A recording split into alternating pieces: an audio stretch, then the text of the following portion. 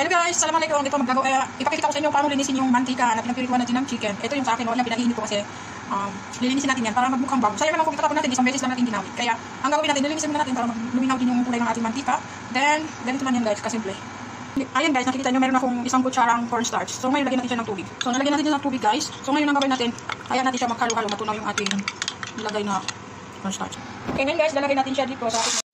Ito na yung ating mantika guys. Malapit na Ayan, tingnan nyo guys, yung dumi ng nandun sa mantika kanina, yan, hinihigop siya ng cornstarch natin.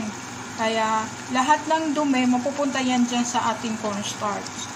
So, update ko kayo mamaya. So, tingnan nyo guys kung gaano nakalinis yung ating mantika.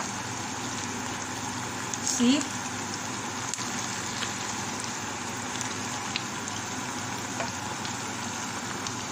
So, yan. Ganyan nakalinis yung ating mantika ngayon, guys. So, ngayon, ito, itatapunan natin.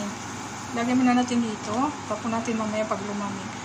Yan, guys. Ganyan nakalinis ang ating mantika at kalinaw, mukhang bago. Thank you for watching. Sana may natutunan.